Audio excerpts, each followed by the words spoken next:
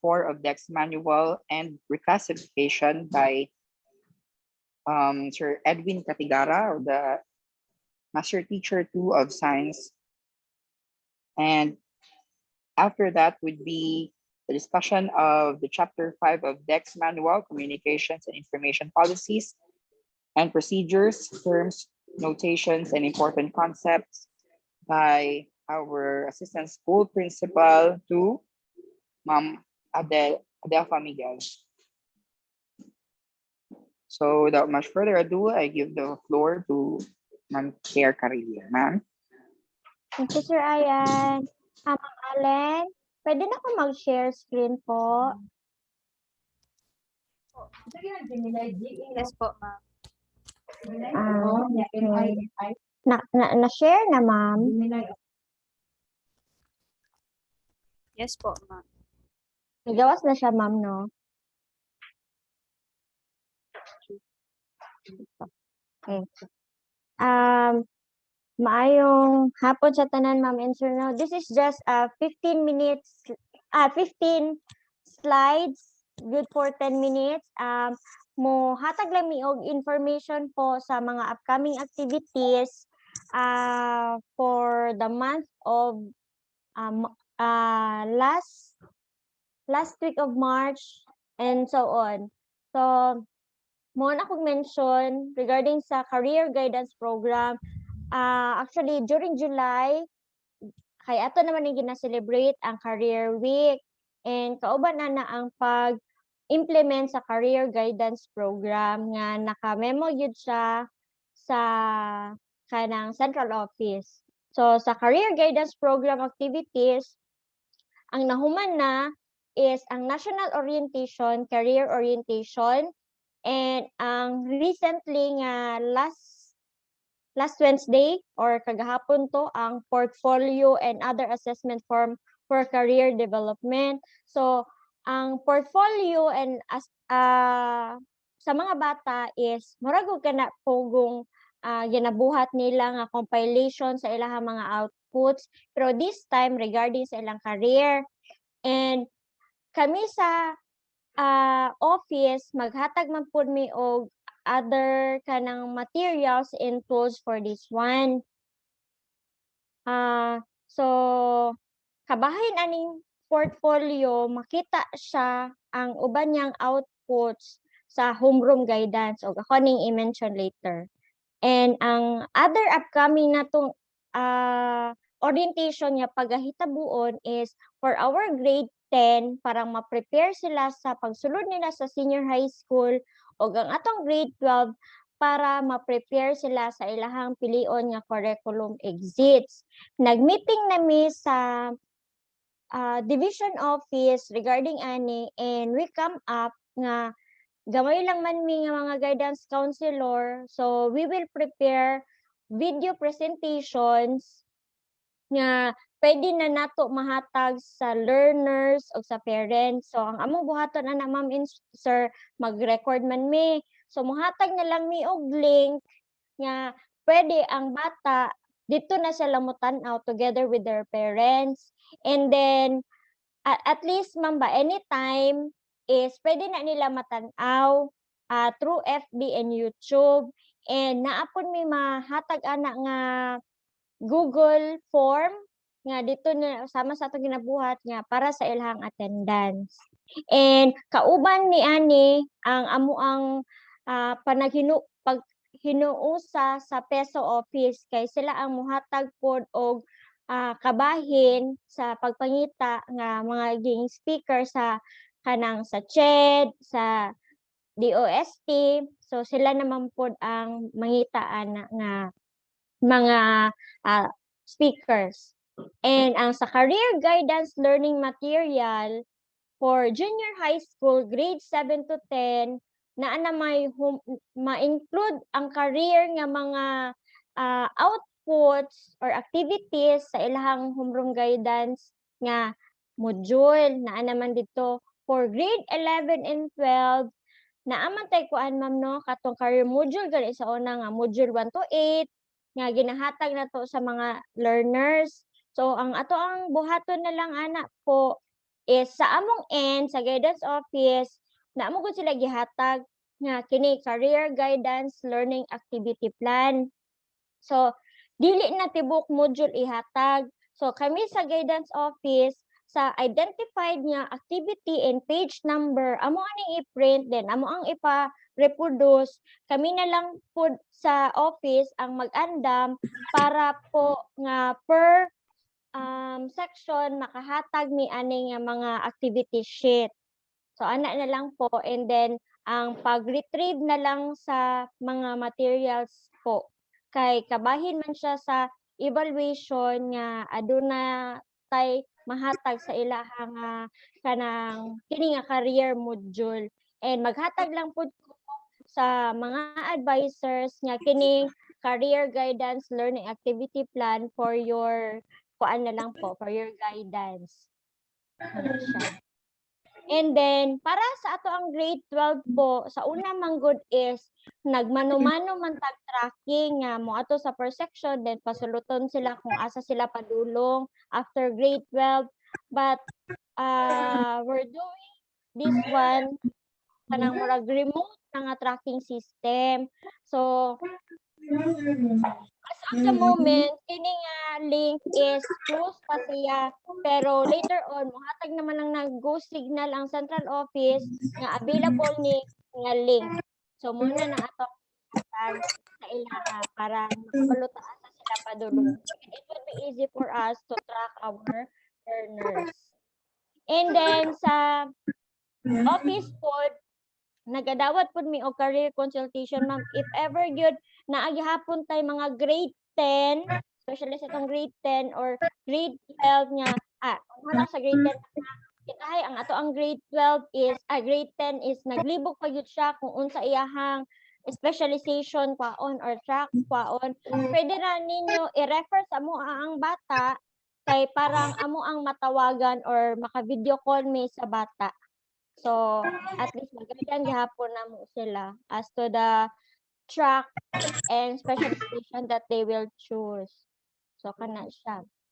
And sa career week activities nga paghimuon nato, ma'am and sir, is mao ni siya na ay career orientation katong pre-recorded nga video, career hatag sa Peso Office, ang virtual caravan nga kanang paano siya kick off na siya sa pag-open sa career week and learners day. Sa learners day, diha na mo gawas ang mga career activities. Naa siya school level and then ang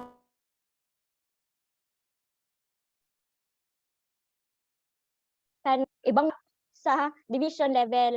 So kini siya pero naa siya mga certain gyud pud nga criteria nga dili pud sila mo go beyond the limitation nga naagi ka ng mga basin niya mga seductive kaayo nga mga suoton so dili gyud siya pwede.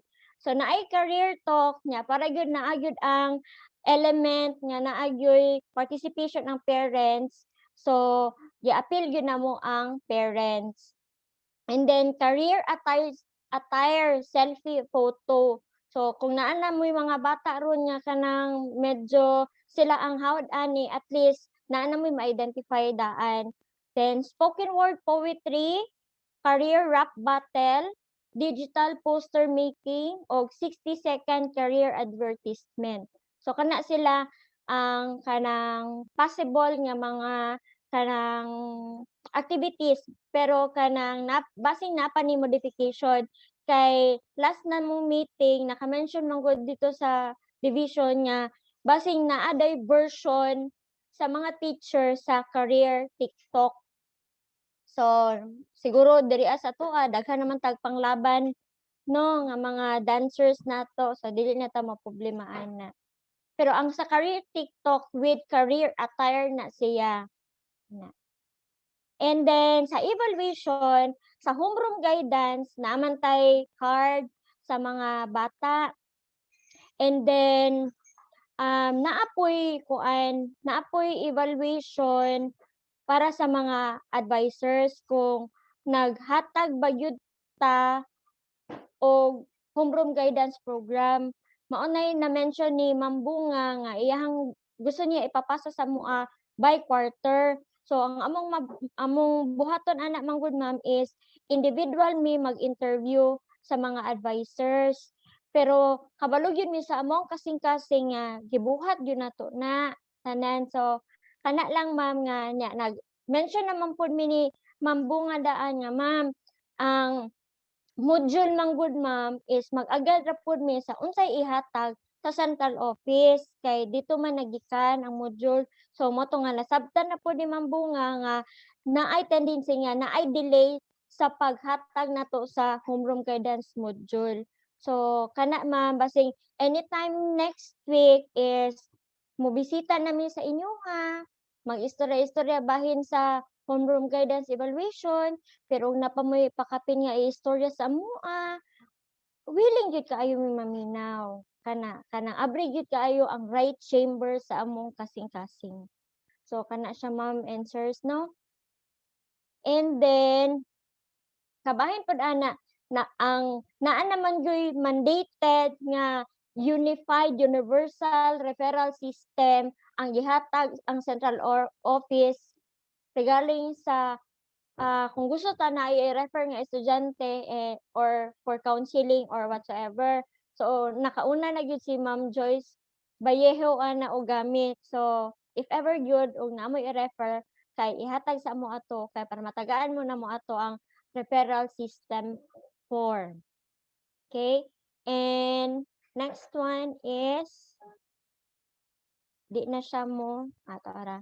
And kini for our early registration sa una man gud is January atong early registration since na-move atong calendar. So na-move pud siya and late na namo nabasa ang announcement. Late pud siya na mention last national orientation na pud last Wednesday ra pud gi-mention nga March 26 to April 30 ang kanang early registration. So maghatag lang mi other details ani kay more gyud siya concern sa grade 7 and 11 lang man gyud siya.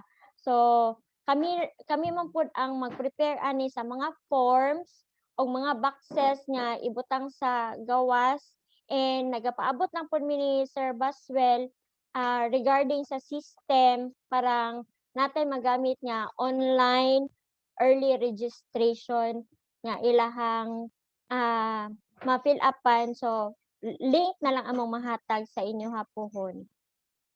So kana siya. We will be we will have ourselves ready for this early registration and kato lang ang among so far information nga mahatag from the Office of the Wellness Center. Maayong hapon sa tanan.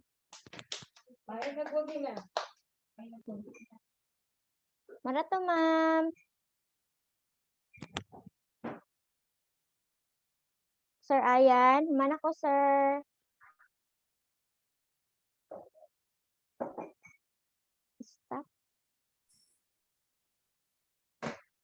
Yes po, sorry po. Now we would have Sir Edwin Katigara for the chapter 4 of the Dex Manual. Sir? Sir Ayan.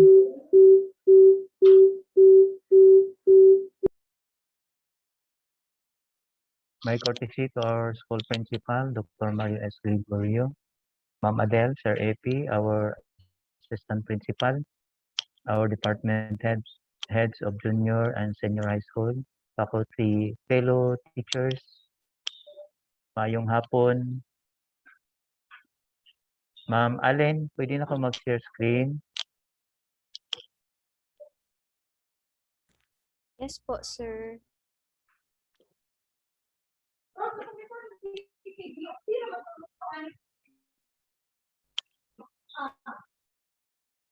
Ma'am Net,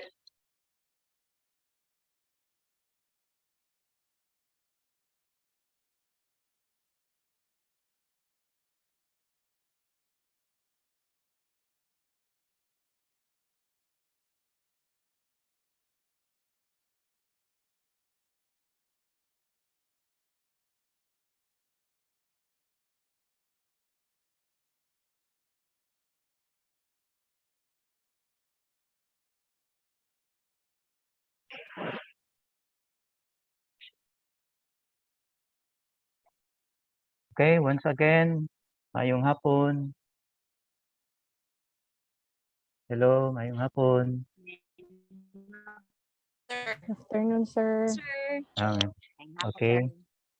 So before I will tackle the chapter 6 of administrative functions, policy and procedure of the Dix Manual 2000, mutat sa what is this reclassification kay mao na ni ang one way of nga ma-promote ang ato ang teachers, no, kay ang promotion sa ato ang teachers karon is through reclassification na kasagaran yun, no. So what is this reclassification?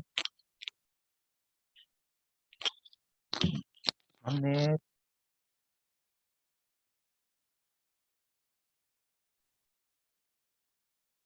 Sige, budagan mo.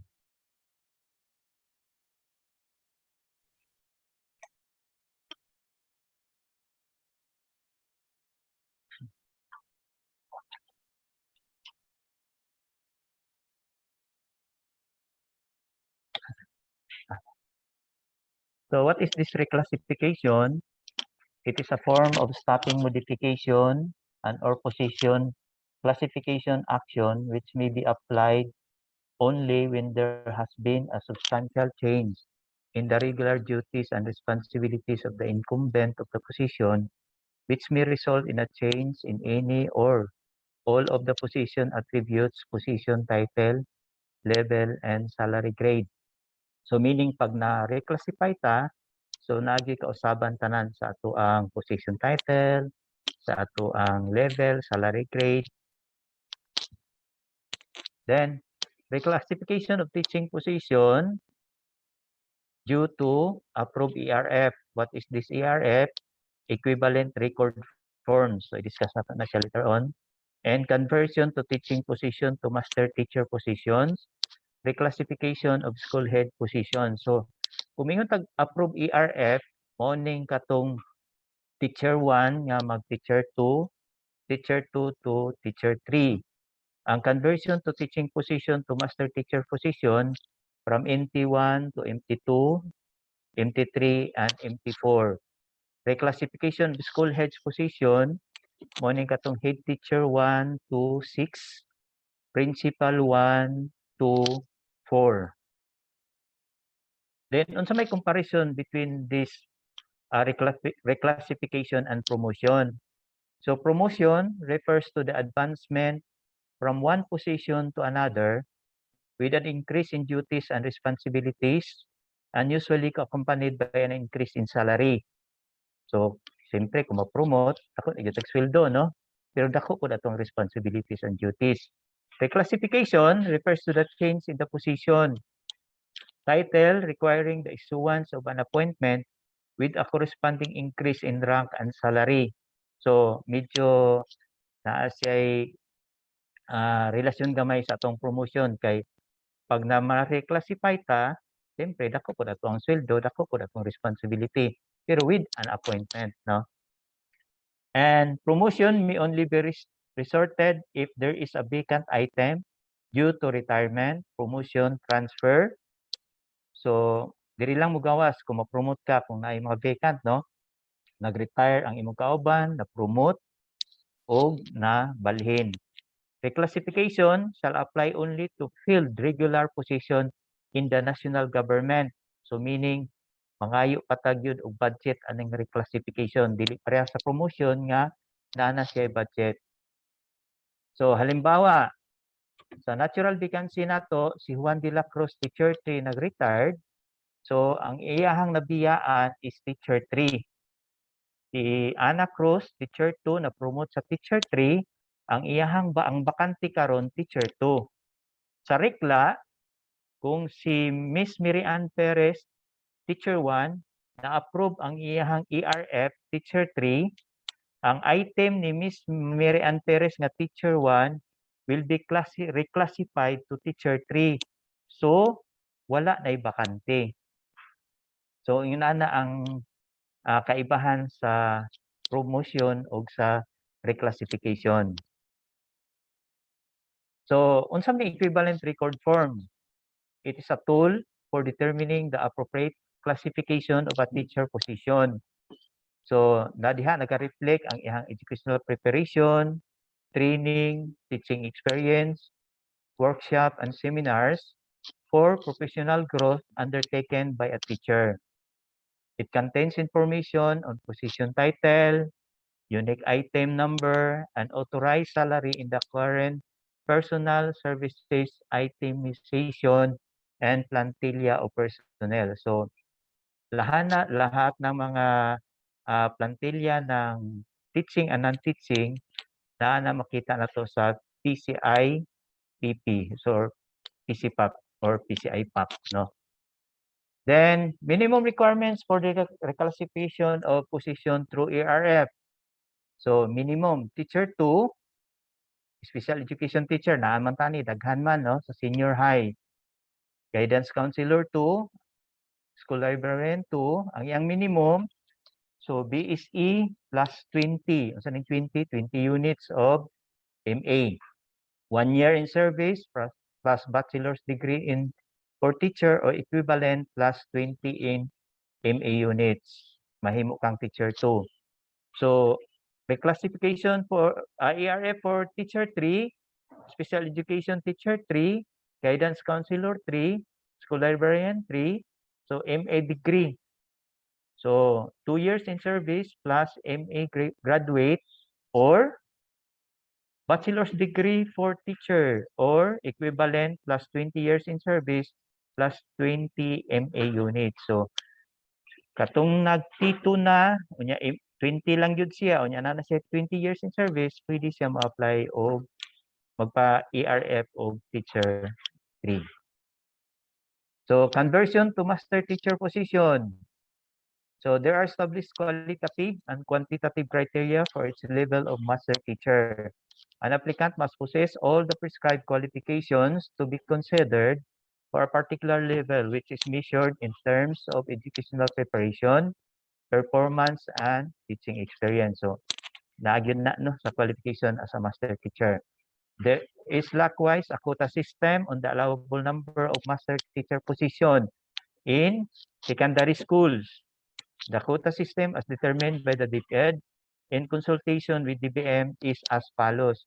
So, ang DBM gyud kay siya may naghatag og budget para aning ERF o conversion of master teacher. For secondary, 1 master teacher regardless of level per subject area with at least 5 to 7 authorized teacher position within the school. So, kung nanay 5 to 7, pwede na ta maka-create og MT1 within the school, provided that in the initial information, this shall be master teacher 1 of all 8 subject areas. So, kinahanglan, kumplituhon yun nato ning 8 subject areas nato, English, Math, Araling Panlipunan, Science, sa kaning 5 to 7 authorized teacher position, bago ta mo create na pod og another teacher, master teacher. So, this means that 8 secondary school could have more than 1 MT for subject area, provided that there is already 1 MT for its subject area. So, hence, if a secondary school has already completed the number of MTs required for the 8 subject areas, one of the subject area has 10 or more teacher in this area, the school is still entitled to have another MT for the same subject area. So, meaning, naka-create na ta og MT sa 8 ka subject areas nato, unya ang isa ka subject area is more nana siya sa 10, so pwede na ka maka-convert na pod og another MT basta naagid siya 10 or more teachers in that area. So nana na sa tuwa karon, halimbawa sa English, so 10 naman sila, so mo nang naduha na ang ato ang MT sa junior high school. So katong mga kulang pa na 8, 9, so di pa gyud ta makadugang pa og another master teacher. So kinahanglan ta maabot og napulo. So unsa may criteria sa master teacher 1? So mao ni ang minimum requirements nato, no? Permanent teacher, bachelor of elementary bachelor of secondary education or bachelor's degree plus 18 professional units in education with appropriate major for secondary and 18 units for master's degree in education or its equivalent. Very satisfactory performance rating for the last 2 years. So meaning, ang atoang performance rating kinahanglan di is good ang iyahang minimum, no? Kung naatay S, na medyo delikado. At least 3 years relevant experience sa training non-required, at least 25 points. So naatay kwaon nga points nga 25 in leadership, potential, or has been a demonstration teacher on the district level, plus 15 points in the leadership and potential. So kaning ato ang MT1, na-negotiable na gyud ni ang ato ang demonstration teacher. So kaning giingon nga district level mao ning sa elementary, ang sa secondary. So primero nga nigawas nga memorandum sa division is school level. Pero sa katong gihatag nila nga schedule sa demonstration teaching, so dito na sa division level. So for MT2, so 1 year as master teacher 1, 4 years as teacher 3. So pwede ka mo apply og MT2, no? Minimum. Bachelor secondary education, bachelor's degree plus 18 professional units in education with appropriate major for secondary and 24 units for a master's degree in education or its equivalent. 4 hours relevant training, is paghihapon ng performance rating. Ang iyang number of points is 30 na. So medyo nag-increase na siya. Unya ang demonstration teacher nato is sa division level na ta. Plus 20 points in leadership and potential provided accomplished listed for his purpose. So kaning 20 points nato sa leadership and potential ni basta mo total na siya og 30 points ang atong kwaon sa MT2. Sa MT3, 1 year as master teacher 2 or 5 years as teacher 3. So CAR na siya, completion of academic requirements for master's degree or its equivalent, 8 hours of relevant training, BS performance. Ang iyahang points nga atong erase is 45 points na. So, same lang gihapon, naa gihapon demonstration teaching. Sa 4, 1 year as MT3 or 5 years as teacher 3 or 5 years cumulative experience as master teacher 1, master teacher 2, master teacher 3. CAR lang gihapon ang iyang educational qualification, 16 hours of relevant training, pero ang iyang performance rating is outstanding na. So sa MT1, MT2, ug MT3, BS lang. Pero sa MT4, outstanding. So naghantag qualified diri sa ato ano kay ang atong mga teacher is kugihan kaayo, puro na sila mga outstanding. Ang ihang points nga erase is 60.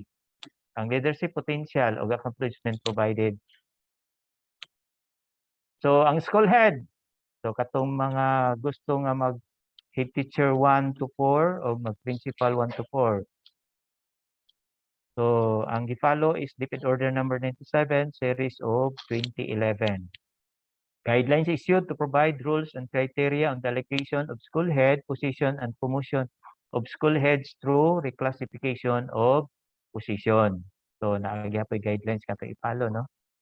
Item Section 7 Chapter 1 of Republic Act 9155 provides that the promotion of school heads shall be based on educational qualification, merit, and performance rather than on the number of teachers, learning facilitators, and learners in the school. So sa una, ang number of teachers ang basihan, karon performance na sa school head. So school head position must be head teacher 1 to 4 and principal 1 to principal 1 to 4. So kaning head teacher, mali ni 6 ni siya ha, head teacher 1 to 6. So basic requirements for school head classification. Head teacher 1, at least ME units in the fields of administration, supervision, leadership, and management. So ang head teacher, kasagaran sa iyahang postgraduate study is administration, supervision, leadership, or management. So 3 years teaching experience, teacher TIC, school in charge, teacher school in charge, or IC for at least 1 year, 24 hours of relevant training, at least BS lang gyapon ang iyang performance rating for 3 consecutive years. Anya, outstanding for last 2 consecutive years. Head teacher 2, still 24 MA units, administration, supervision, leadership, or management.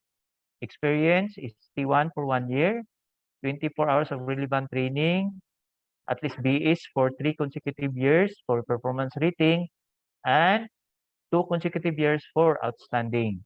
Head teacher 3, 36 MA units in fields of administration, supervision, leadership, or management.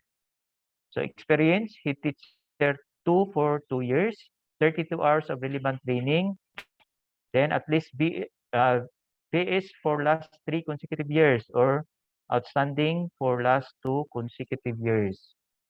Head teacher 4, CAR, completed academic requirements in the field of administration, supervision, leadership, or management.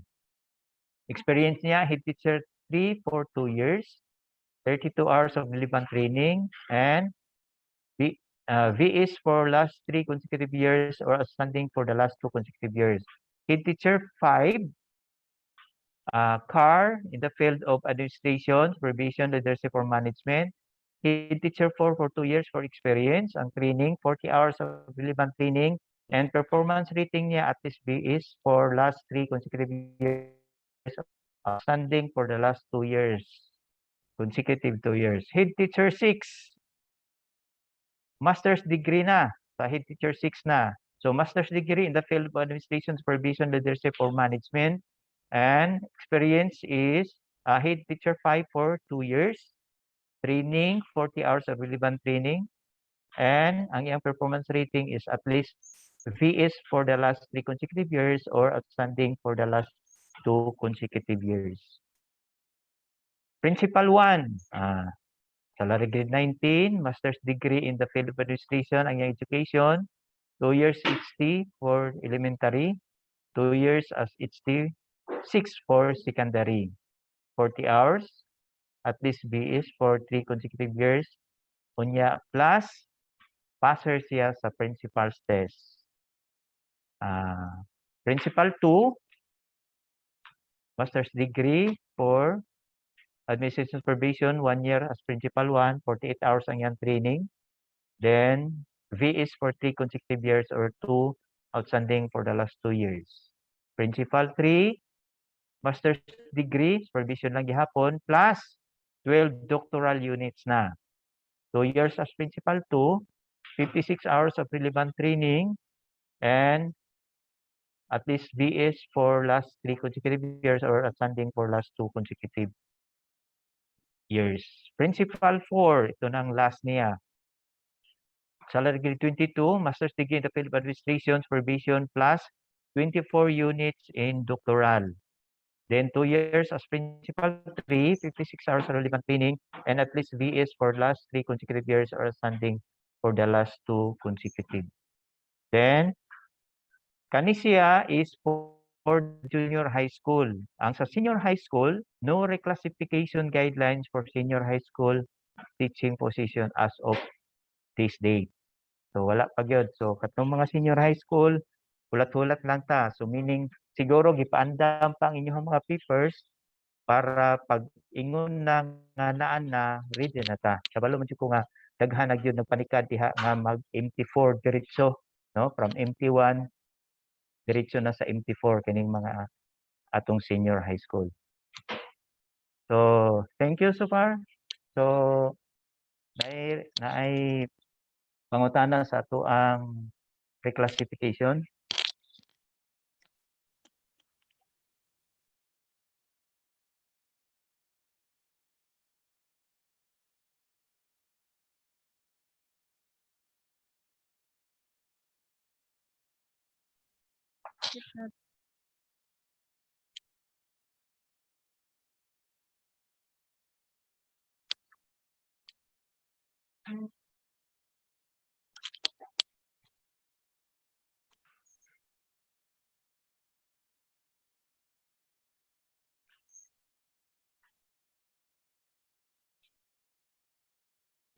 Next topic, this is for the Dix Manual 2000, Chapter 6, Administrative Functions, Policies, and Procedures. So, ang gipili lang namo ni nga topic nga kato lang yung applicable sa ato ano, katong uban nga kuan wala na.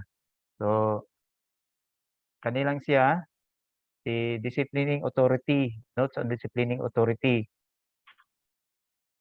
Authority to exercise ultimate power to investigate the offending officers and employee and impose the corresponding penalty for the offense committed is vested only on one officer in an office referred to in the Civil Service Decree of the Philippines as the discipline authority, and the power vested in him here is known as the disciplinary jurisdiction.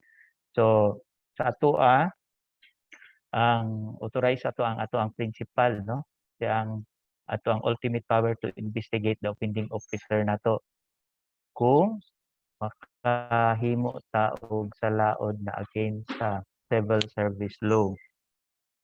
So the appointing authority has been given the concurrent disciplinary jurisdiction over her subordinate officers and employees. So naan sa Republic Act number 6040 in August 19 amending RA number 2260, otherwise known as Civil Service Law. So dati, RA 2260 pag-amend sa 6040. So ang 6040, i-further amended na po siya to 807, otherwise known as the Civil Service Decree of the Philippines. So Republic Act number 6040 provide that an investigation may be entrusted to the regional director. So ang ato agad ang regional director. So meaning ang ato ang principal o ang is executory lang siguro, executory lang sila pero ang mo-investigate yun ang ato ang regional director. Or similar officials who shall make necessary report and recommendation to the head of office or department. The power to discipline is an inherent right and duty in every organization. So, lisod man po kayo og walay authority nga mo discipline sa atong mga kauban, no? Kay sa kadaghan nato naagyoy mo simang, no? Para makuha gyud nato ang purpose sa atong organization. The administrator find himself bound by restrictibility, so pero naa siya limitado, no? Administrative disciplinary cases is one wherein an official or employee of the government is prosecuted from an act or omission punishable as non-penal offense as provided for in the Civil Service Law, Administrative Code, and other laws pertaining to public officers and civil service employee. Non-penal offenses are also known as administrative offices. So, sa man ng mga administrative disciplinary cases nato, so example kanang ato ang habitual tardiness nato, no? Example na ang halimbawa sa itong habitual tardiness, kinahanglan sa ganito, ang tardiness og under time nato kinahanglan 10 times lang a month for at least 2 consecutive months. Ang ato ang more than na gani na ma-charge na tao tardiness and under time.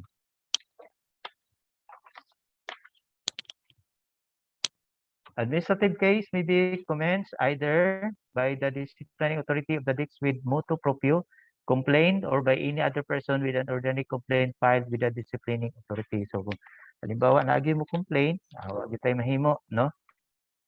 Kay katungod nila na ang complaint sa ato. So, the disciplining authority in the DICS shall be the secretary, regional directors, shall also act as the disciplining authority in the respective regions.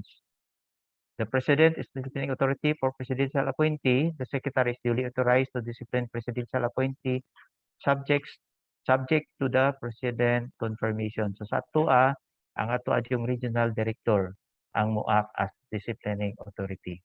So mo-endorse na ato ang principal o ato ang division superintendent. So yun lang po. So thank you for listening.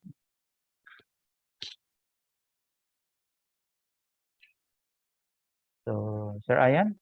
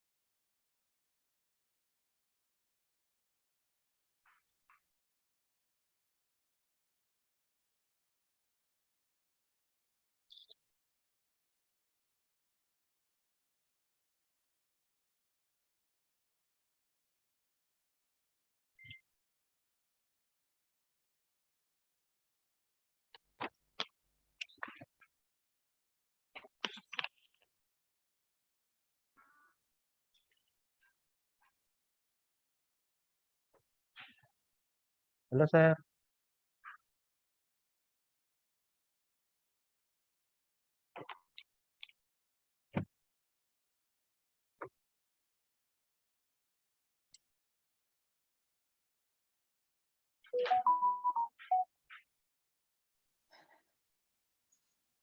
Ma'am Adele, pwede ikaw na daw sunod, ma'am.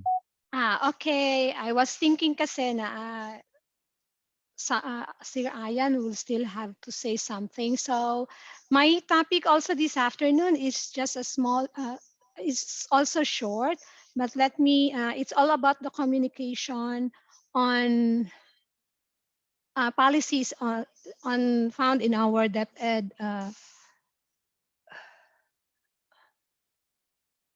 Naka-present na ba ko? Let me share my, sir, naka-share na ka diha? Nigawas na, okay. Asa man akong from the beginning, okay.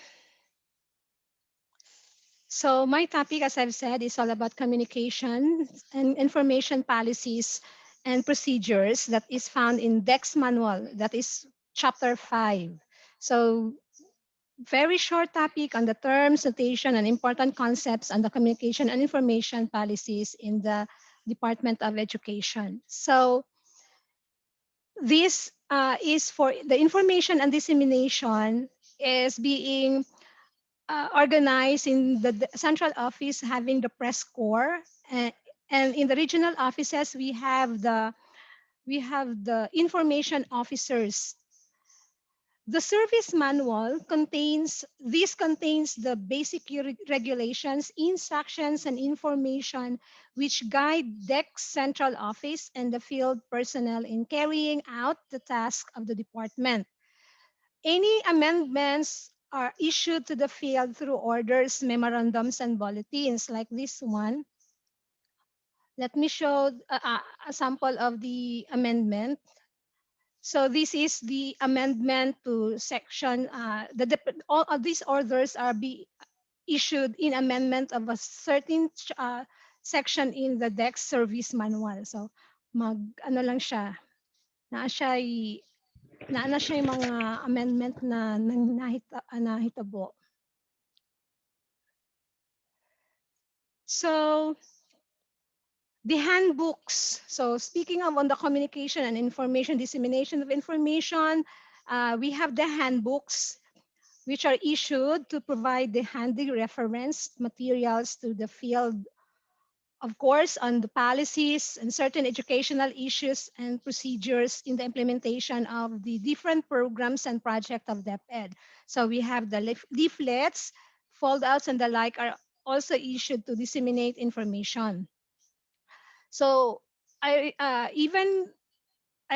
example of this na to mga leaflets, foldouts, as with Ma'am Care sa ato ang sa career guidance, we have that. Even the watch project na gumagamit ng leaflets for the dissemination of information ng ating mga different programs.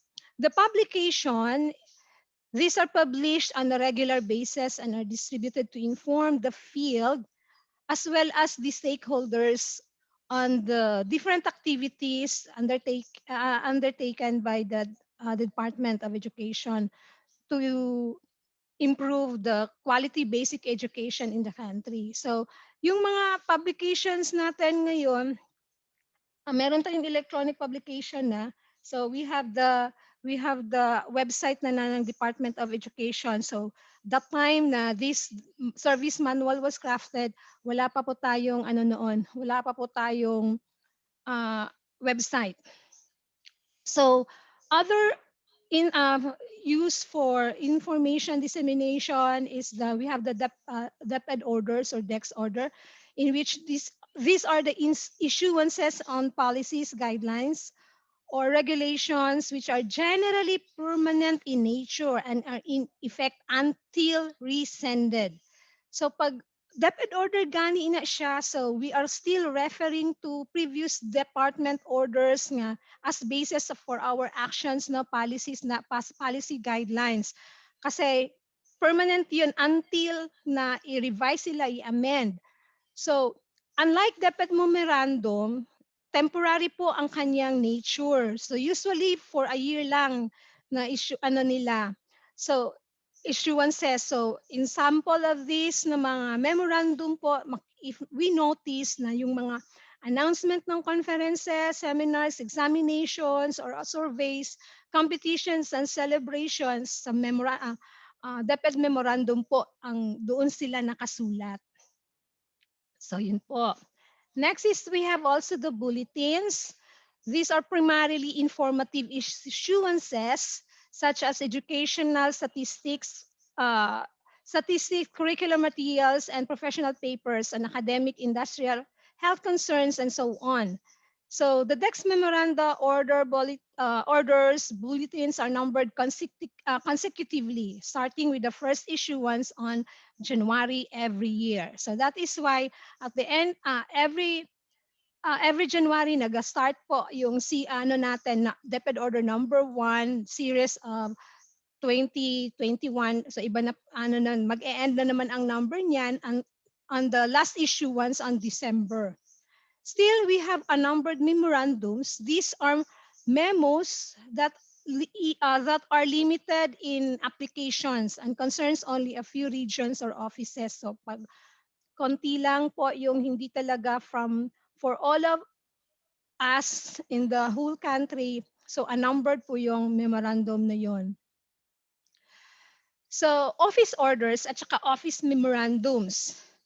So ito yung kaibahan sa kanila. So yung orders contain policies, instructions, or general applications sa central office. But for the office memorandum, contains na po ito siya ng mga specific instructions or information which are for the office. So kung ang ating school head, yung principal natin ay mag-i-issue yan siya ng memorandum. So that office po, applicable lang po yan sa ating office. Though yung SDS natin mag-i-issue ng memorandum, of course, para lang din po sa the whole division. Next is what we have, the EMIS, or the Educational Management Information System. To provide information to education administrators in the planning and delivery of educational services. So we have data bulletin, final output po. These are the final output of the EMIS at the district, division, and regional level. So yung EBEIS natin, yun po nandoon po yung lahat ng data ng nag-gather ng mga coming from all schools po in the whole country. Then meron din, if you notice, if you try to open the EBEIS electronic na natin bulletin, nandun din yung mga meron din tayong nakapost na mga bulletin doon in which nandun po nare-reflect ang lahat ng mga data coming from the different schools. The subsystems of EMIS. So we have ito na marami lahat ng information system on student management, personnel management, curricula implementation, regulation and control, information, physical facilities management, financial management information, community services information. So ang daming subsystem. So hindi pa nakasulat dito ngayon ang bago nating LIS or Learner Information System. Ito na yung siguro ito na yung pumalit ng People Student Management Information System, yung LIS natin. Na sa online ang platform. So in the preparation on correspondence, ito po yung mga kailangan nating i-note talaga at i-apply sa ating mga correspondence. If a letter or endorsement requires more than one sheet, so 2 page na sila, so it is necessary to have the page number, but it is indicated or written at the top of the page. So hindi pala doon sa baba ang page number. The enclosures are also indicated or listed on the lower left-hand corner of the page. So nakita siguro natin yun yung mga inclusion, yung mga department order. If you have that with you, tingnan niyo na yung kung may mga inclusion nakasulat naka-reflect, doon po yun sa ano nakasulat sa lower left-hand corner ng ating mga DepEd order or memo or letters. Ito lang din isang pang tatandaan is if you notice, this is what we also nabantayan nato no na pag yung mga memo in DepEd order, wala tayong makita na first and second persons. Kasi it should be avoided daw yung mga when reference is made to the writer and to the recipient. So hindi po natin gagamitin yung I or second person na you na uh, dapat na makasulat doon sa ating correspondence. Another is that the content of a communication should be limited to only one subject. So, kung yung endorsement or letter request natin, dapat pala talaga yung subject niya ay isa lang. So, I have experienced this before na actually binalik siya sa akin, hindi yan siya pwede pala na dalawa yung subject mo doon sa sa letter. Next is that we have the higher authority should be addressed as sir or madam. So ito yung tatandaan natin as I also is na-miss ko din ito. So I actually si Dr. Gregorio na po ang nag-correct sa akin ito as when I write the correspondence, the letters. So hindi pala pwede na dear sir or sir or madam kasi dapat sir or madam siya if you are addressing the letter to a higher authority. Kasi kay sir na si sir as ating principal or si sir principal ay doon sa ating SDS. So sir, madam talaga. Kasi yung dear si sir and madam ay pwede siyang gamitin if you are in equal rank or yung sinusulatan mo ay yung subordinate, yung lower your rank. So, yun ang tatandaan po natin ha. So, I hope we could remember this. So, anyway, I will be sharing these slides to all of you after this. Another that we have to take note in the preparation of and the correspondence that we have. So yung ito lang po, very truly yours pala ang gagamitin. Hindi yung specific siya. The complementary clause of the formal official letter should be very truly yours. Kaya pala wala akong nakita. Kasi sa ako man good is very respectfully yours. Akala ko pareho lang yun. So yun pala, it really should be nandun sa manual natin na very truly yours ang gagamitin natin.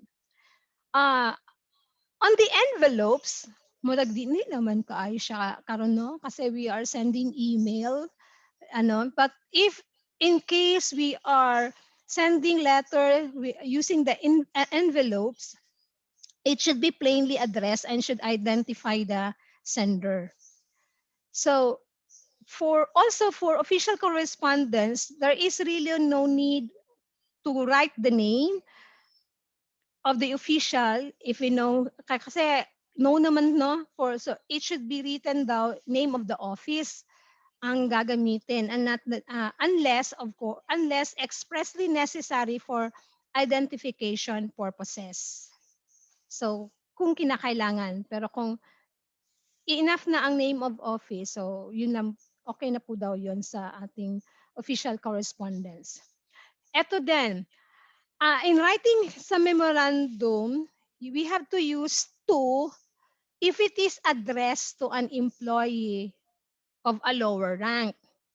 Pero if we are writing it for a higher rank, 4 daw siya. 4. Then, in making an endorsement, respectfully forwarded to if it is to the office of higher rank. So kani atong bantayan kay malibog pud baya ako ano yan. So respectfully forwarded to kung higher rank. But if on equal rank, so respectfully transmitted to. So yung ang endorsement na to transmitted siya ang gagamitin, respectfully transmitted. But respectfully referred to when it is going to a subordinate office. Okay ba? Kuha. So kanana daghan-daghan po ba na, pero later pag dili man gud ta nato ma-practice, if we are not writing this, makalimutan jud na. But so we really need to, if we are assigned to do the correspondence, so ito po ang tatandaan natin. Okay. Under endorsement system, it maybe is maybe written on the space following the conclusion of a letter or preceding endorsement, or it may commence on a new set of papers. So yung kung yung letter na yun ay i-endorse ka agad. Then yung contents noted, it is written, indicated and signed by the sender where no new significant information or opinion is given. So noted, contents noted yon. Should this action should not go beyond the fifth endorsement. So fifth endorsement lang dahil tama, no? Okay, now the signing protocol. So kailangan, it is advised that 3 lang yun ka initials or signatures when the letter or the memo is for action or written action or decision, must have no more than 3 initials or signature para dali lang siya, no? So di na siya kinahanglanon. Except when required by law or regulation. Kasi meron din tayong mga guidelines sa other entity, agency or program na naka-stipulate gyud na kani sila ang signatory nila. So usually 5 akong kinadaghanan nga nakita. Okay, so last na good siya. So kayun lang ang end ng but I would let me share this quote from Hill Amelio, which says developing excellent communication skills is absolutely essential to effective leadership. The leader must be able to share knowledge and ideas to transmit a sense of urgency and enthusiasm to others. If a leader can't get a message across clearly and motivate others to act on it, then having a message doesn't even matter. So I am sharing this with you as an inspiration and challenge to us, not only for the top management, but also to the classroom teachers, as you're also exercising in your own right the leadership towards your respective learners. So let us together work on developing excellent communication skills. Otherwise, our messages and ideas won't matter at all. And I believe as educators, we are bound to master effective communication skills. So this ends my talk this afternoon. Thank you so much. And once again, good afternoon. And thank you to our dear principal, sir, for giving me this chance to share this afternoon po. And to all the teachers who who are listening or in the platform this afternoon. So maraming salamat po. God bless us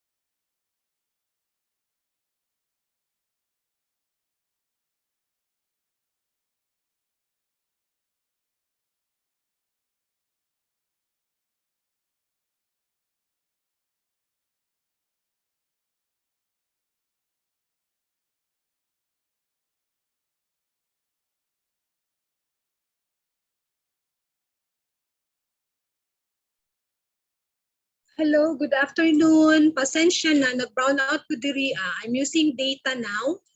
Pero nag-end na po ang slide ko.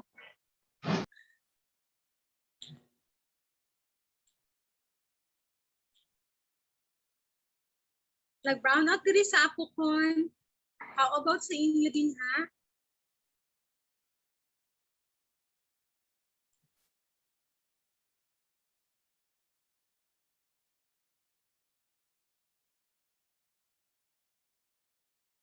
Sir JR, pila lang takabuo karon na karon diri Cellphone naman gid akong gamit. 5-2, ma'am. Dagandaghan ma, 52 daw. Okay, anara 52. Ingit mo po ang siya nag-brown out yun. Na igo-igo ra to nahuman ako ang slide sir no? Yes ma'am, nahuman gid siya. Ay, kato na lang say, ano to siya sayings ba to nga imong gi-explain mo lang to yung nawala kay nahuman. Okay, Ay, okay na ending to. part na ma'am. Okay. So ending naman sa to, nag-thank you naman ko no. Wala na, nawala ko sa pag-thank you. Igo-igo ko nag-thank you, naputol. Yes ma'am, tama gid kayo. Thank you. Okay.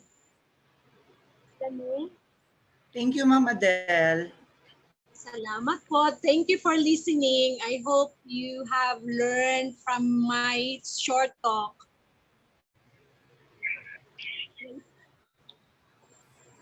Wala pa dyan nagsiga among suga diri ba?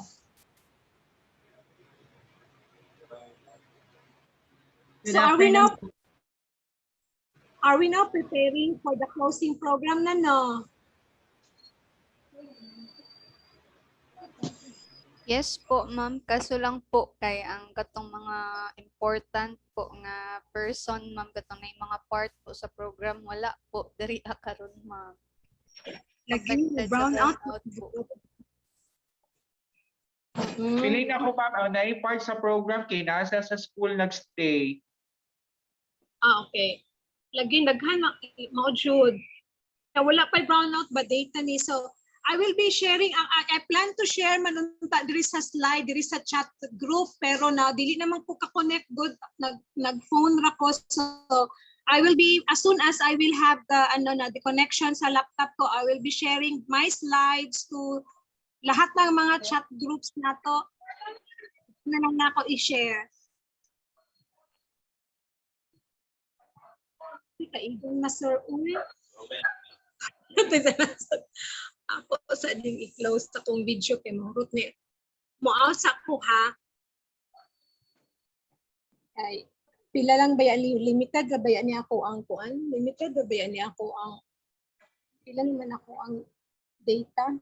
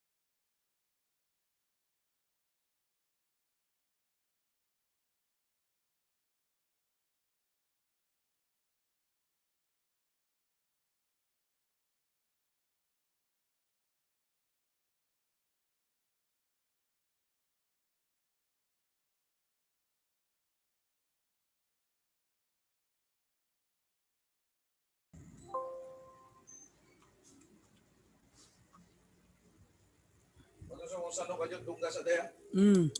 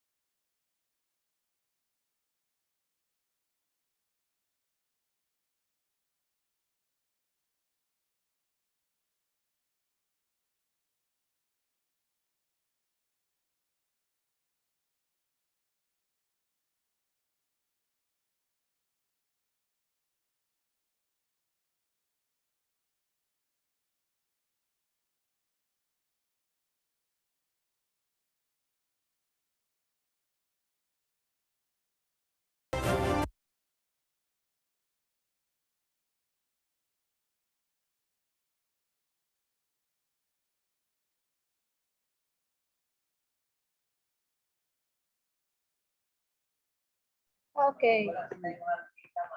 Hello, Ma'am Allyn. Ma'am Allyn. Hello po. Hello po, ma'am. Na naman ang video tanan daw no ka ang gingon mo gud ni sir nga. dili na lang daw mag-closing, but then naka-prepare naman ba ang kanang konti. Wala gid mi kuryente, nag-close na mi, so I will be using my phone. Na si Ma'am Belen diri sa closing, opening. Then ako na lang pong ihatag kay sir during the challenge.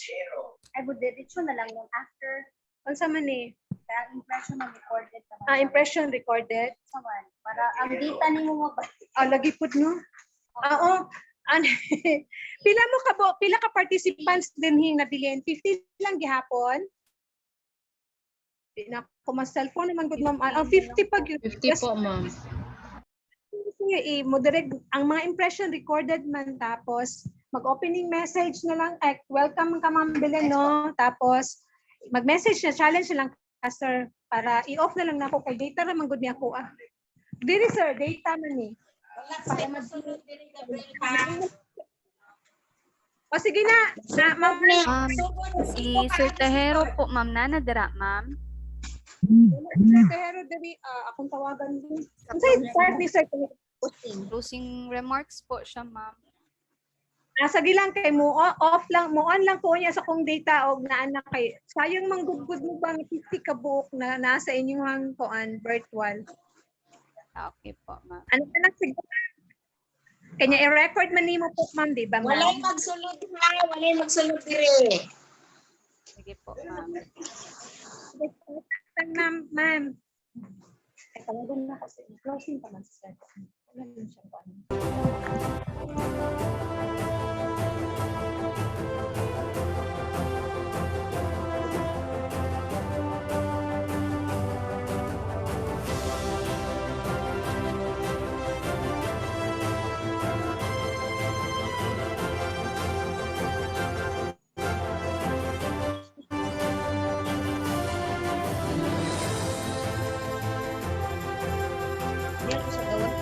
Sir, dire ako sa gawas, ulaw.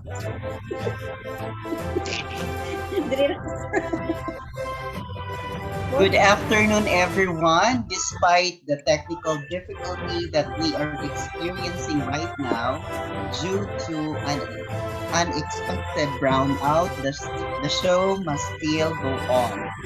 In-service training is a professional and personal activity for teachers to improve their efficiency, ability, knowledge, and motivation in their professional growth. The primary purpose of in-service training is to enable teachers to acquire new understanding and instructional skills. And also, a quote by Henry Ford says, "The achievements of an organization are the results of the combined effort of each individual." So to our ever supportive school principal 4, Dr. Mario S. Gregorio, to our OIC Assistant School Principal 2 for Operations, Mr. Edwin Categara, to our Assistant School Principal 2 in Senior High School, Ma'am Adelfa M. Miguel, and to our Assistant School Principal in Junior High School, Sir Felipe D. Epe, and to our master teachers and head teachers from the different department, and to our fellow teachers, good afternoon and welcome to our In-Service Training 2021 closing program. So I am Jeza Eloise A. Abuyog. And I am Cromwell F. Gopo at your At service. your service. Sir. Hi, Ma'am Jess. How are you? Good. I'm good. Quite overwhelmed with the opportunity that has given to us. So, laban lang ta, sir. How about you, That's sir? great. And I feel, thank you, ma'am. I feel very great also to be part of the TNTS family. So it is a great pleasure to be working with everyone in the field right now. So we will start. Okay. To start with, let's sing our Philippine national anthem on play, followed by the invocation to be led by Ma'am Leonie Vic Grace D. Felicilda, Senior High School teacher.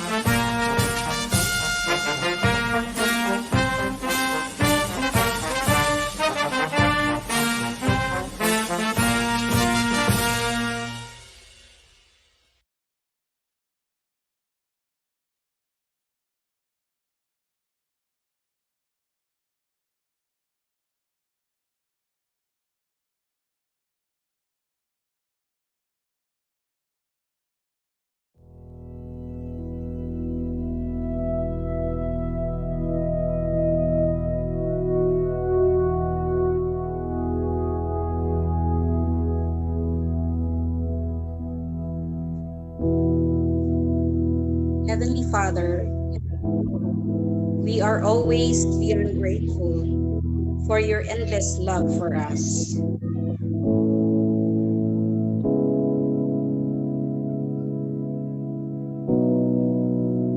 Thank you for being with us as we gather here today.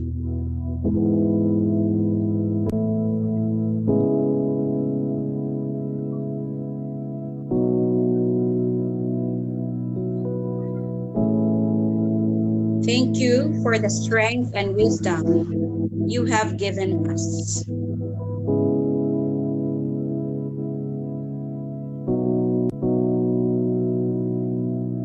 To successfully implement the various activities for this noble endeavor.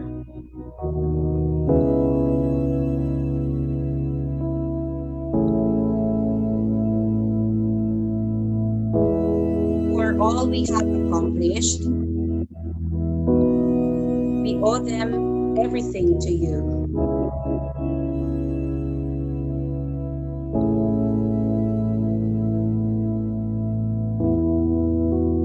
Thank you for giving us the chance to gain new knowledge that will help us to be the better version of ourselves.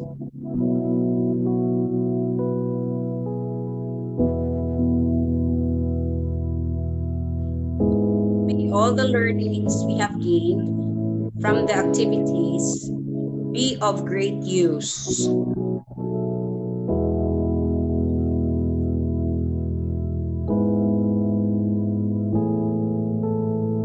We pray for the protection of all the teachers and students.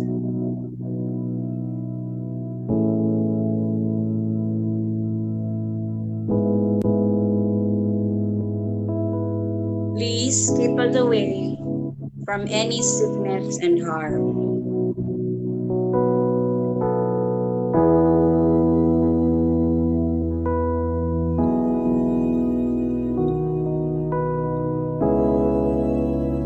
May you also bless all the people who are behind this activity.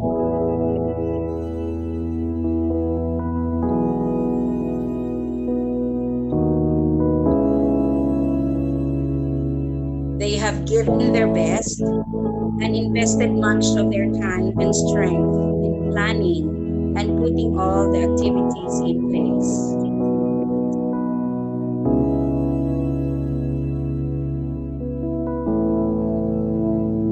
Father, make us realize that without you, we are nothing.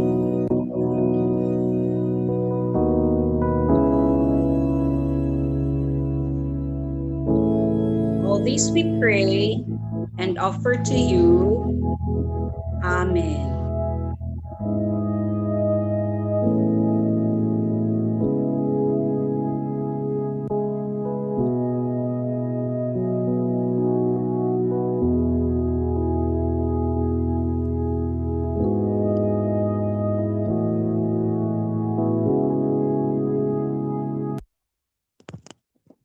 All right. So again, good afternoon to all of us here. So I guess we have done well enough through our 5 days of fun-filled and very productive in-service training. So at this moment, let us hear the opening remarks to be given to us by our academic head in Senior High School Department, Dr. Belen L. Tado. My courtesy to our dear principal, Dr. Mario S. Gregorio, to our three assistant principals, Sir Epe, Ma'am Adelfo Miguel, and to Sir Edwin Catigara, and to the heads of the junior high school and senior high school department, Ma'am Luz Catigara, Sir Ray Hamison, and Sir Villar Tejero, and to all the master teachers and to the faculty and staff of Tago National Trade School.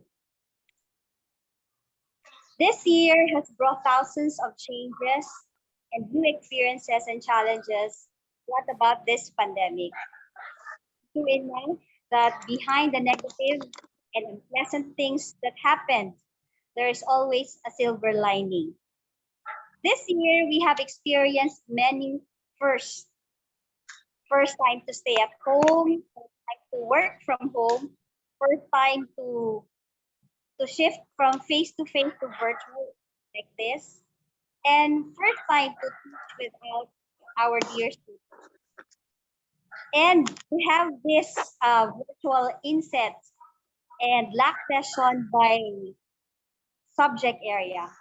And this is also the first time that even though it's run out here in trade school, we still have to continue our coaching program because what they say, the show must go on. And for this, I would like to welcome you all to our closing program for the school year 2021 and for this Inset training for teachers and non-teaching. Once again, welcome and good afternoon.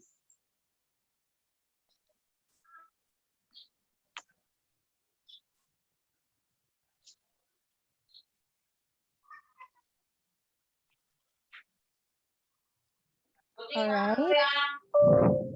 Hello, Sir Cromwell. Wala si sir. Okay, thank you so much. Ma'am. Mhm. Go, sir.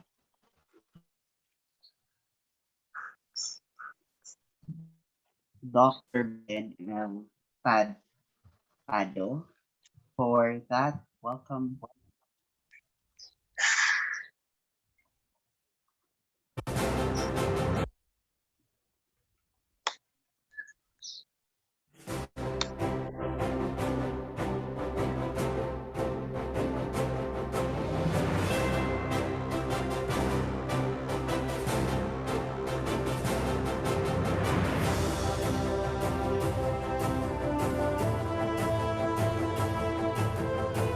Okay, so at this time, it's just right to lend an ear to our co-teachers who will be giving their impressions about our inset for the school year 2020-2021. Let me start off with the representative from the junior high school department, Ma'am Marilay C. Casila, Teacher 3.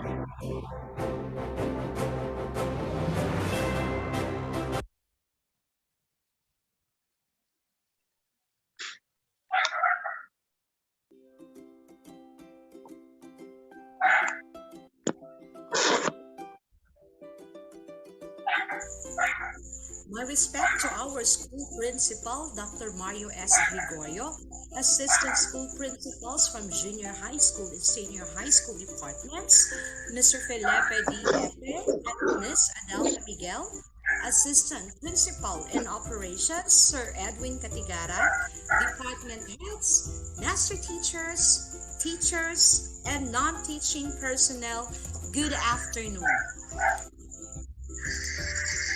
I am honored to share my thoughts on behalf of the junior high school related subject department regarding our 5-day in-service training. So sit back, relax, and enjoy this video. With the onslaught of COVID-19, teaching is performed practically in the era of a modern standard. Academic institutions all over the world are being compelled to connect to the internet in order for the students to continue to progress academically.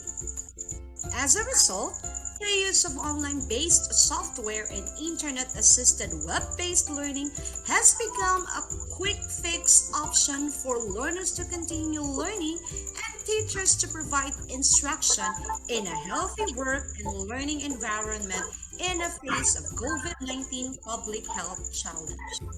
This is the reason why the Department of Education designed a 5-day inset for teachers and non-teaching personnel in order to develop participant skills and awareness of various digital teaching tools, frameworks, and methods that can be used to provide a high-quality instruction.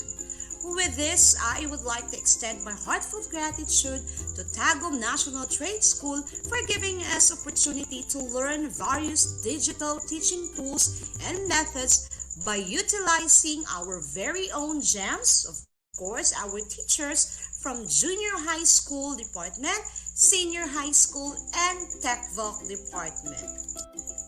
After having attended this 5-day in-service training, I have realized that teachers should no longer be tagged as reluctant users of technology, because I have witnessed the enthusiasm, determination, and dedication of all teachers in all ages to develop proficient skills in the use of technology as part of their professional growth and to finally be freed from the status quo. As a teacher, in order to fulfill my professional obligations, this Inset has given way to a growing sense of duty to master technology and explore ways to incorporate it into my pedagogy. You are no longer scared of technology.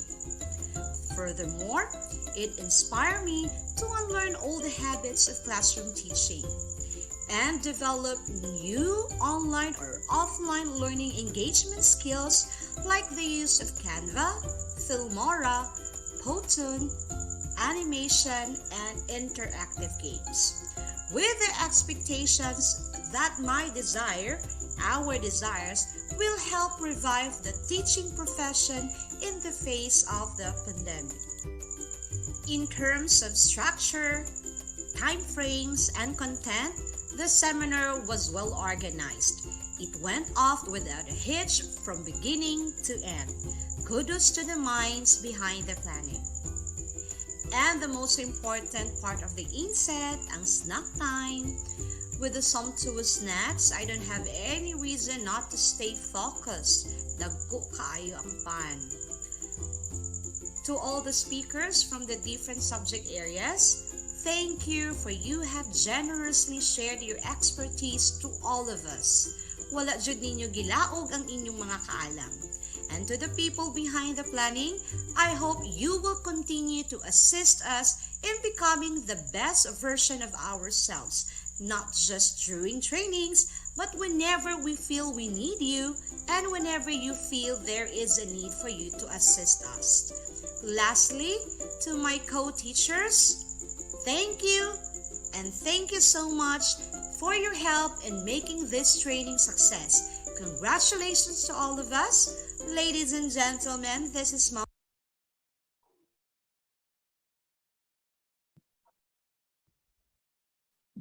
Thank you so much, ma'am. That was a creative presentation. Indeed, Inset has given us so much opportunities. So now, to represent the Senior High School Department, virtual applause for Ma'am Elda Juanilla Lee for her impression. Certainly, Senior High School.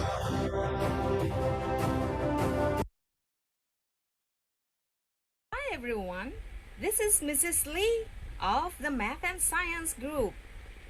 To our school principal, Dr. Mario S. Gregorio.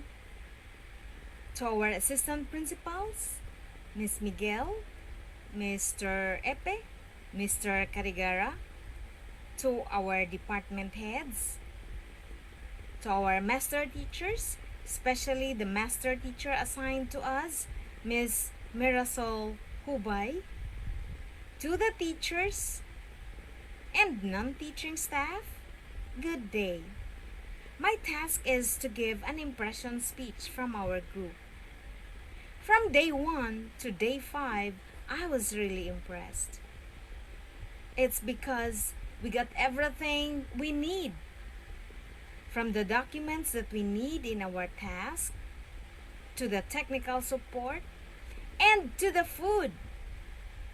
She made sure that we got everything we need.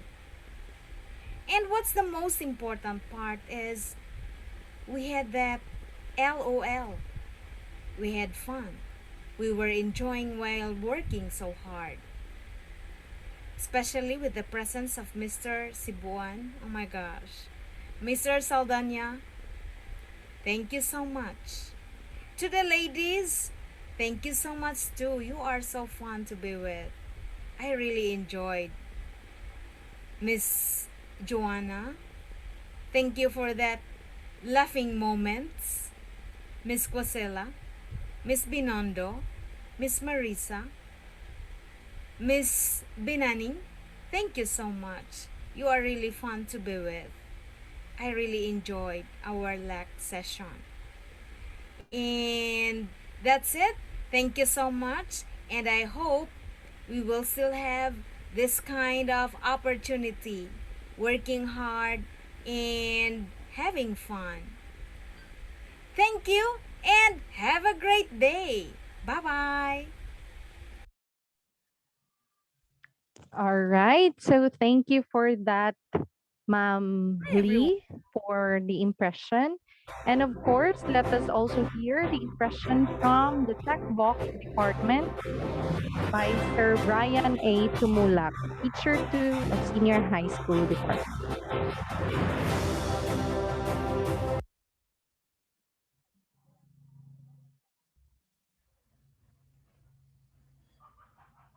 My courtesy to our school administrators, headed by our beloved school principal, Sir Gregorio, to our assistant principals for senior high school, Ma'am Miguel, for junior high school, Sir Epe, for operations, Sir Katigara, to our master teachers, department heads, na binajud sa TVL department, Sir Tero, who assigned me in this task to give impressions to all of us.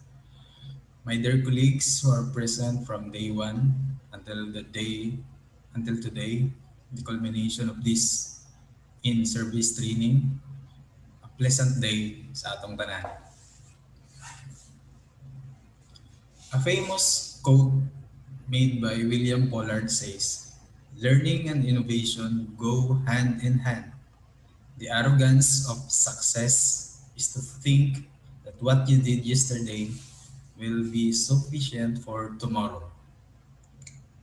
Most of us participants are well experienced before teaching, and more of us from this esteemed institution are seasoned teachers. Marami akong naging teacher no high school pa. Kumbaga, subok na talaga ng panahon. Maybe some of us think that we are already a master in our own field. We are expected to be like that. And our students are looking forward to our expertise being imparted to them. But in this week-long activity, we became students again. We learned something new. Hindi lang ito nauuso. Pero kailangan talaga, lalo na sa panahon natin ngayong pandemya. These new skill sets being shared to us by our younger colleagues will make our job easier and more fun to do and engaging on the part of our learners. I was very impressed and interested in using the Quiz Is app shared by Ma'am Budin. Lingnaw kay siya na activity on the part of the learners. During the activity, my competitive spirit was rekindled during the live quiz. As we answered its questions, live feedback and rankings were displayed on the screen.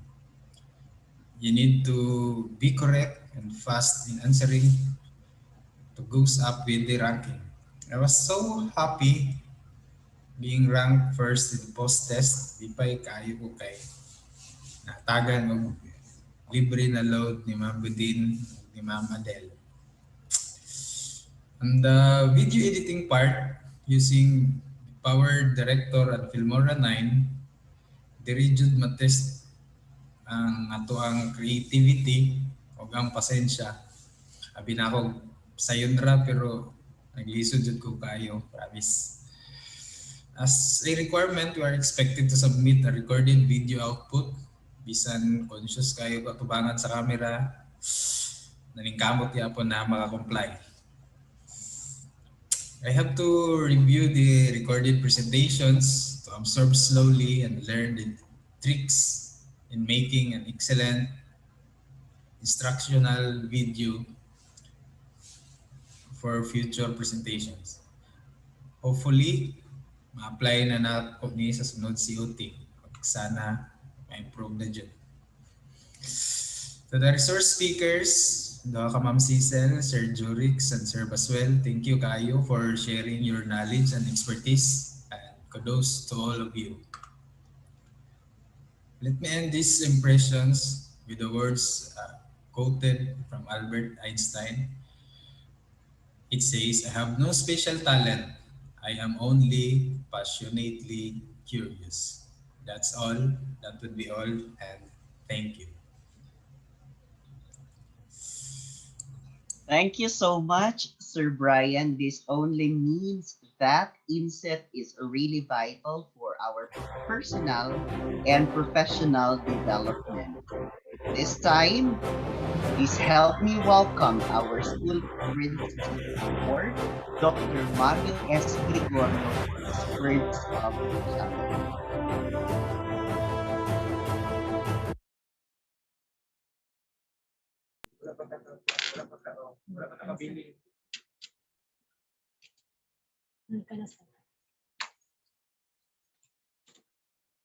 Miss Adel Pamigil, Assistant Principal 2 for Senior High School. Mr. Felipe De Epe, Assistant Principal 2 for Junior High School. Mr. Edwin P. Catigara, Assistant Principal for Operations, and this year's coordinator of 5-day in-service training. Department heads for the junior high school, Mrs. Los Beninda Catigara for academic, Mr. Ray Hamison for technical vocational education. For the senior high school, Dr. Belintado for academic, Mr. Rima Tihiro for TVL. Master teachers, fellow teachers, ladies and gentlemen, magandang buhay. Magandang buhay, sir. We finally come to an end of our 5-day in-service training. With this accomplishment, let me congratulate all of you for your active participation in this activity.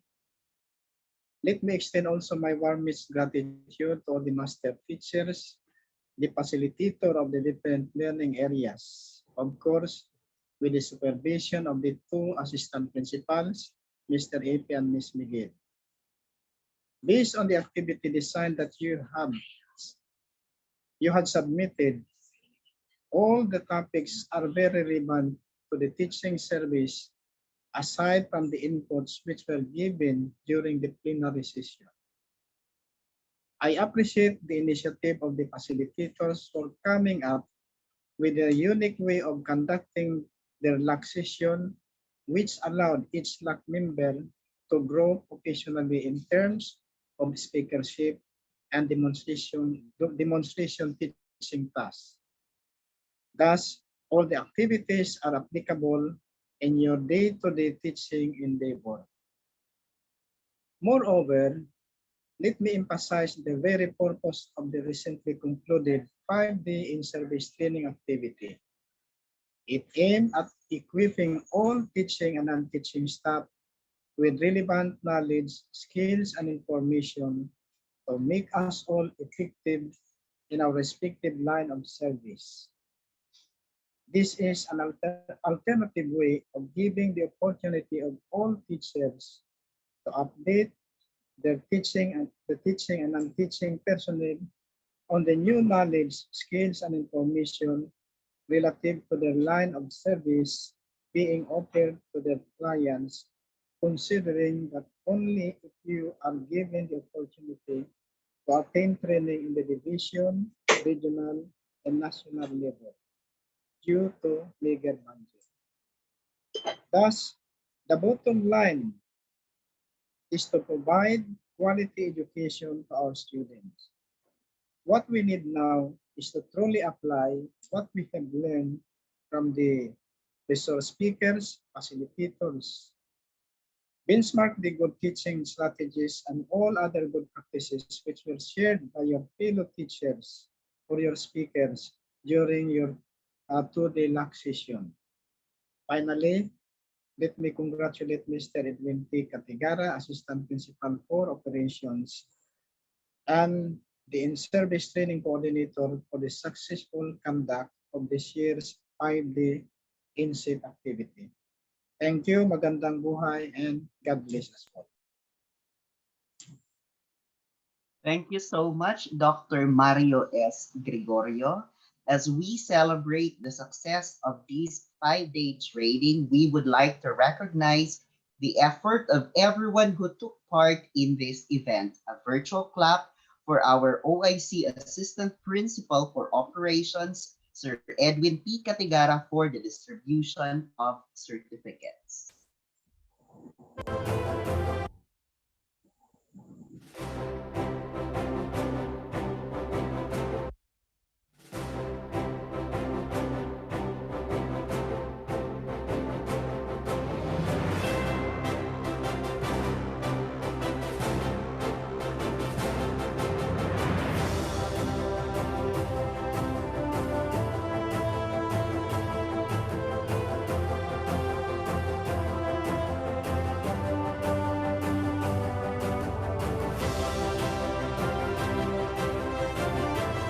Allow me to read the citation.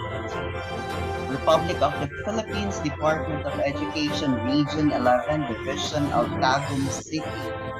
Tagum National Trade School, Apocon, Tagum City, awards this certificate of recognition to, in grateful recognition and commendation for sharing his knowledge or her knowledge, inspirational thoughts, valuable time, and effort as a resource speaker during the in-service training for teaching and non-teaching personnel on March 18, 2021 at Tagum National Trade School, given this 18th day of March 2021 at Tagum National Trade School, Apocon, Tagum City.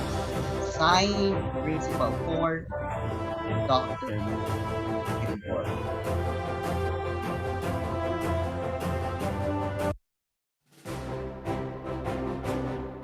We would like to give this certificate of recognition to all our master teachers and all the teachers who participated during our in-service training.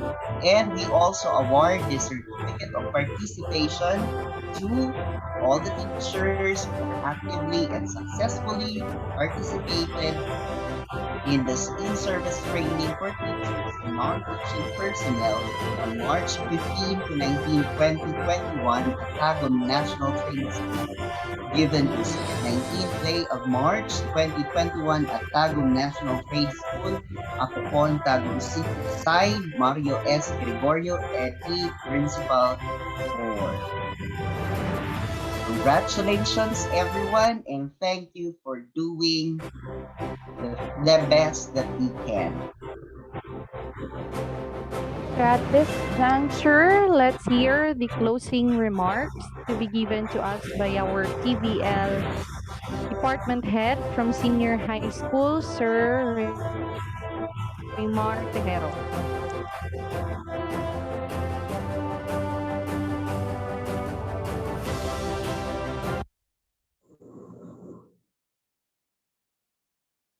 Good afternoon, everybody.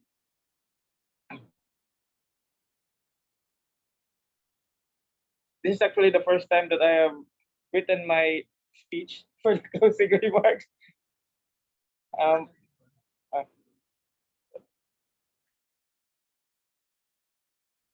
My due respect to our school principal, Dr. Mario S. Gregorio, to our assistant principals, Sir Epe for the junior high school, Ma'am Adelfa Miguel for the senior high school, Sir Edwin Catigara for the operations.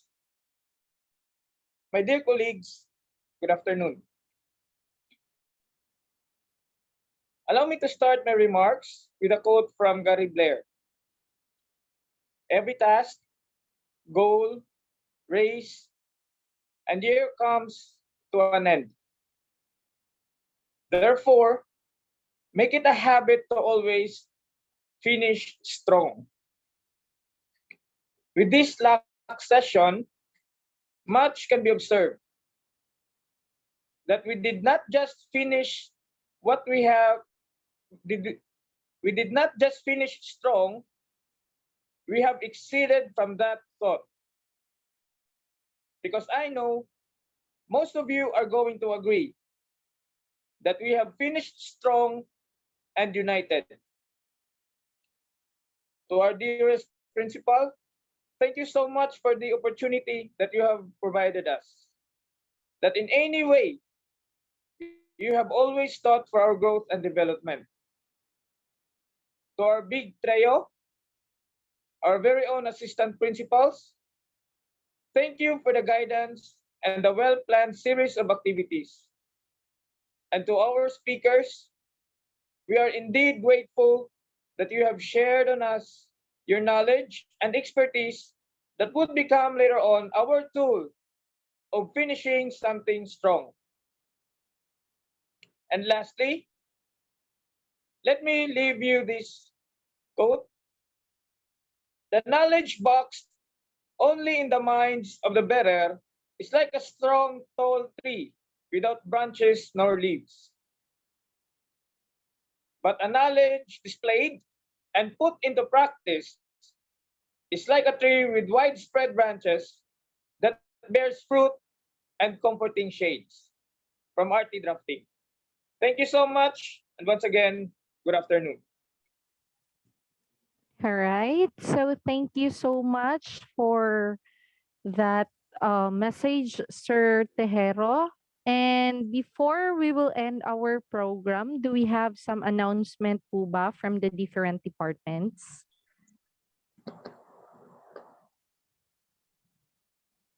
Meron po ba mga announcement? Sa high school department po, if napa dito lahat nun, o nakabalik na ba, I would just like to remind the group 4, headed by Sir Tejero. On Monday is our hosting for the virtual flag ceremony po. So please prepare. Thank you. That's all. Good afternoon once again. Thank you, Mama Del. Any from the other department? Hello, ma'am. Yes, ma'am. Afternoon po. May also have an announcement. To all the advisors, please, especially the junior high school, I am reminding everybody to please have your first quarter grades uploaded already, because the deadline will be on March 22. That will be Monday. So as much as possible, you can have them by Sunday na, so that by 22, by Monday, ready na po for uploading sa division office. And then for reminding also for the summative assessment samples, I have also provided link nasa Tnts Maroons na upload sa junior high school master teachers and key teachers group chat. Naka-folder na to dito tanan. Please pakisulod na lang dito ang inyong mga samples for the first quarter also ng mga summative assessment samples. Okay? So yun lang po. Maraming salamat and good afternoon. God bless everyone. Okay, thank you so much, ma'am. Meron pa po ba from the other departments po? I think wala na. All Okay, right. so Before we end this program and you enjoy the weekend, let me leave you this quote by William Poland, as cited by Sir Brian Tumula earlier. Learning and innovations go hand in hand. The arrogance of success is to think that what you did yesterday will be sufficient for tomorrow.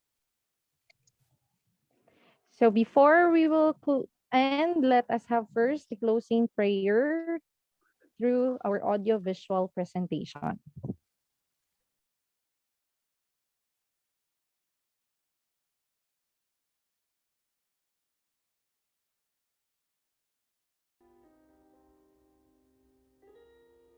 Diyos Ama, salamat po sa pagtatapos ng pagpupulong na ito. Nagpapasalamat po kami sa paggabay at pangunguna ninyo sa amin.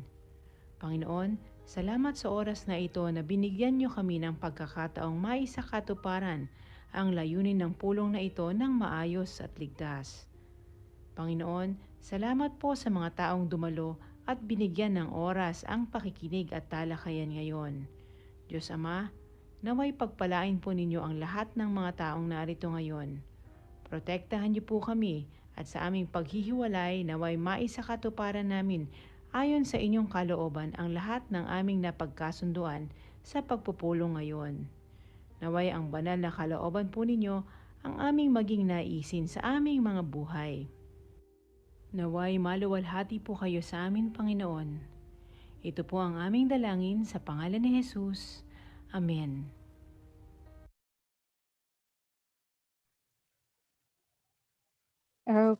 Okay, so once again, thank you so much, teachers, and congratulations for a job well done this Inset training. So this has been your host, Miss Jeza Eloise A. Abuyog, And Cromwell F. Gopo saying, mabuhay tayong lahat. Have a nice weekend. All right, if you're still here on our virtual platform, you may open your camera and we want to have a group picture to be taken by Ma'am Allyn.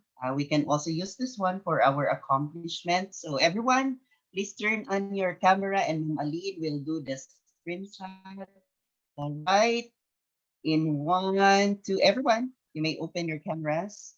1, 2, 3, go, Ma'am Allyn. All right. One more. Okay. 1, 2, 3. There you go. Thank you so much, everyone. And I hope you'll have a great weekend. Thank you.